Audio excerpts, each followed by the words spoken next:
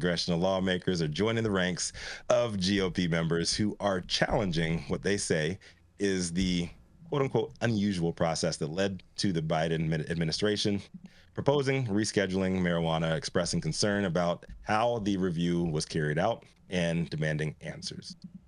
So while it's easy to write off most congressional Republican views on cannabis altogether because, I don't know, let's face it, the Republicans, I think the elephants in the room might be onto something here. I mean, the Republicans are onto something here. So hear me out.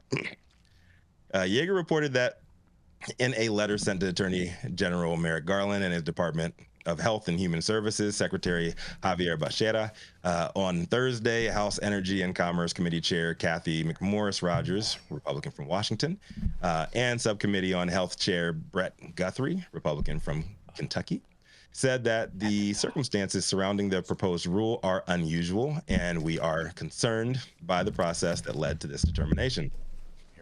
Lawmakers pointed out lawmakers pointed out that prior cannabis scheduling reviews concluded with denials following rigorous analysis of its medical value and abuse potential, and they questioned why HHS adopted a different review standard for cannabis this round, moving from a 5-factor analysis to 2-factor analysis, something that we have brought up several times here on the show. Jason, giving you your props right there, but I will continue. While the administration is empowered to alter drugs' scheduled status, and HHS did still account for various scientific consideration in its latest review, we believe there are several unanswered questions and policy gaps, the Republican lawmakers wrote. After HHS recommended moving marijuana from Schedule 1 to Schedule 3 of the Controlled Substance Act, the Justice Department declared that this new 2-part test is sufficient to establish medical use, which is an unusual deviation from the typical process, the letter says, adding that they found it further suspect that the Drug Enforcement Administration itself indicated that it felt more information was needed before it could accept the rescheduling determination. While moving cannabis to Schedule 3 would not federally legalize it, the lawmakers said such a policy change would cause more confusion related to federal-state marijuana policy gap because it is unclear how the federal government would regulate a Schedule 3 substance, which should be dispensed with a valid prescription. While there are 24 states that have legalized recreational use for marijuana, additionally, the letter notes that several former DEA administrators, Office of National Drug Policy directors, and federal prosecutors have pushed back against cannabis rescheduling, in part because they claim that rescheduling reduced criminal penalties for certain marijuana-related offenses could further impede ability for law enforcement and prosecutors to hold people accountable.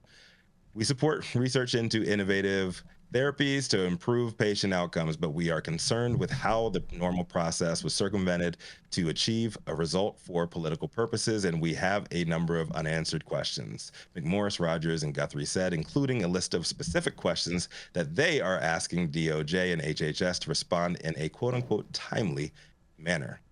Here are examples of the lawmakers' questions. When determining whether marijuana has a medical use, HHS used their own 2-factor analysis instead of 5-factor analysis developed by the DEA. Please provide an example of this method being used in previous scheduled evaluations. Do DOJ and HHS believe the new 2-factor test is appropriate for other Schedule 1 drug determinations? If not, why? If marijuana were moved to Schedule 3, it is our understanding that it may only be legally dispensed pursuant to a valid prescription, and states allowing its recreational use would continue to be out of compliance with federal law. If this law is finalized, would DOJ enforce federal law? Rescheduling marijuana from Schedule 1 to Schedule 3 would replace penalties for certain activities related to the drug, which is considered during HHS and DOJ's evaluation of moving marijuana to Schedule 1 to Schedule 3. How will this impact DOJ and DEA's ability to interdict illicit activities involving marijuana? Simple questions. Questions the DEA, HHS, DOJ should be able to answer. But it's been met by criticism from certain Republican lawmakers, some whom suspect that the revised review process and rescheduling determination were politically motivated rather than evidence-based. I agree. I think these guys have a point.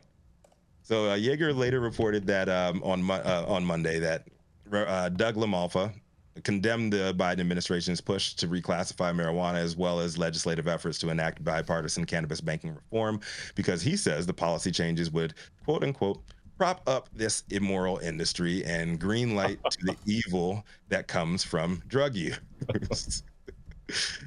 Bill Cassidy, Republican of Louisiana, also blasted the Biden administration over what he described as repeated refusals from federal agencies to brief Congress on its plans and justification for rescheduling marijuana, which he argues fuels speculation that the proposed policy change is politically motivated. Similarly, 25 GOP congressional lawmakers sent a public comment letter earlier this month opposing administration's planned rescheduling of marijuana, specifically alleging that the government's recommendation was based on politics rather than science. I think it was based on politics and not science. I do not at all agree with LaMalfa saying that, this is a propping up an immoral industry or green light to the evil that comes from drug use. I do not agree with Representative Andy Harris saying that he doesn't care whether rolling back the Biden administration's marijuana rescheduling under a Trump presidency would hurt the Republican Party, because he feels more strongly that the modest reform would endanger public health. But I do agree that this whole changing, moving of the goalposts to push this thing forward, because Biden and Harris have been rhetorically pro-cannabis, because yes, it's going to confuse absolutely everybody. How are you going to enforce any of this stuff? All it is going to do is add more chaos to an already chaotic process. So while I do agree that this is politically motivated, like them pushing this whole thing forward, they don't have infrastructure in place to even have a 2-part vetting rather than the 5-part that they had before. I think this makes a prime argument for descheduling, not rescheduling, descheduling. So Republicans, quit while you're ahead. Stop with all this save the children bullshit. Stop with all this. And the smell. Yeah, stop with all that shit. You have a point. Shut the fuck up and say, yo, you guys are changing the rules for what? This is politically motivated. You should deschedule, or just make it legal. Do that or keep it as it is. So y'all can't say that I'm against the Republicans all the damn time, because I'm telling you, I side with the gist of your fucking argument, but like, quit while you're ahead. I'm Rico Lamitte, the dopest man speak for High 9 News. I'm going a little too long on this one. I just want to talk about with you guys. What do you guys think, man? Rico, congratulations. You're logical. Yeah, apparently Rico has been red pilled, but I did not realize that today was actually also Oxymoron Day, because you said Biden Harris pro cannabis. And that's an oxymoron in my mind. That's like government intelligence. Oh, I said rhetorically. They've been acting like they've been saying all of these things. Like I said, when you say that, they make no sense. When you say those 4 words all together, it makes an oxymoron. No, what he's saying is that the rhetoric coming out of that office is pro-cannabis, but the actions of the people in that office are do nothing. Yes. Like isn't every legislation change that is passed politically motivated? I mean, these guys do things for themselves. No, exactly. That part, Todd. That part.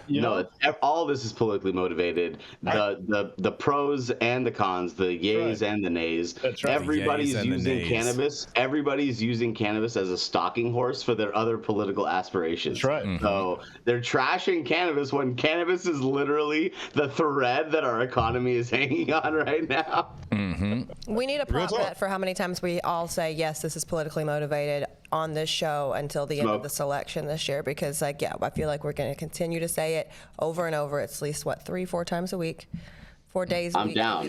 I don't have a problem saying things are politically motivated. I have zero problem with that. Well, when you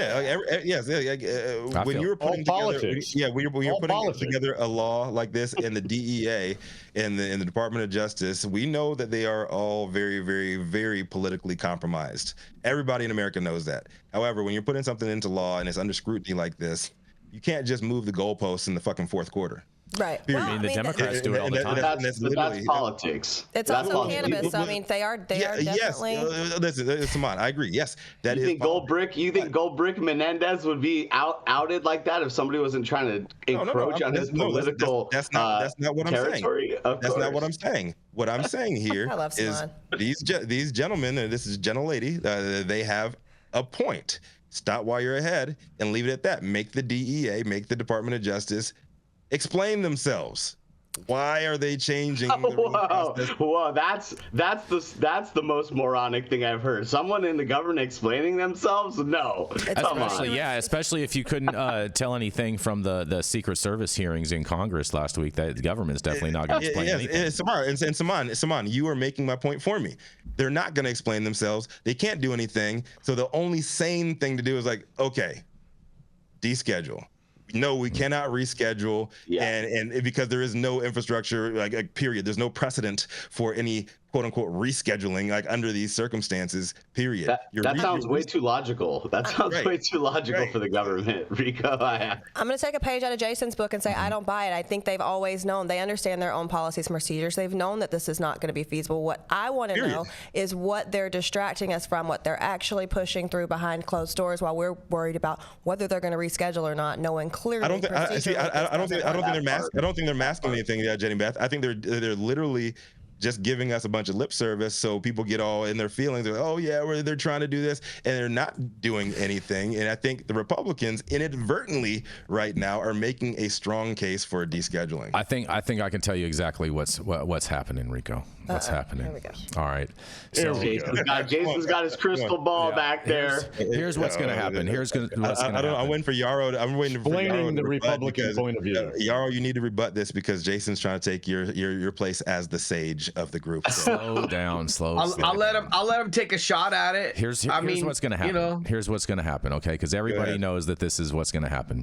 The Democrats are going to push this descheduling thing as much as they possibly can to get it done prior to the election so they can gaslight all of their Democratic supporters, knowing good damn and well that nothing is going to happen with rescheduling because of these processes. It's going to get tied up in litigation for years on years, and nothing is going to change at all whatsoever. But there's still work to do, Jason. So here's the problem.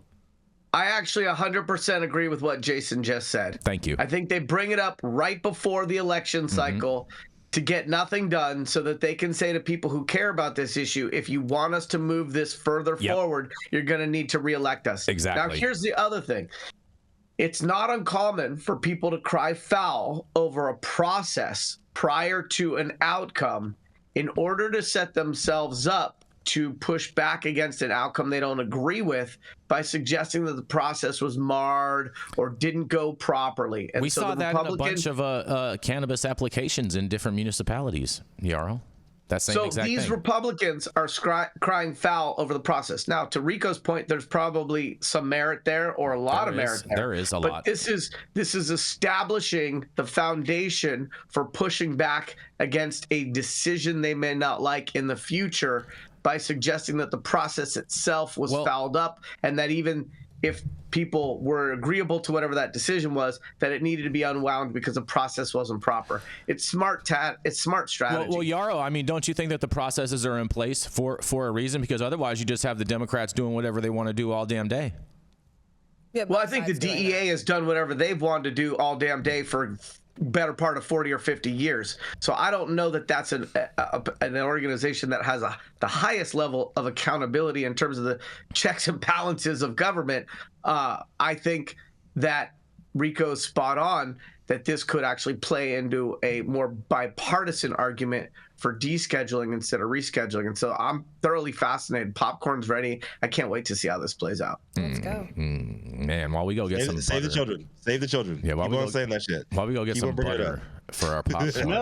It smells. We don't want that smell in Florida. We'll be right back after this commercial break.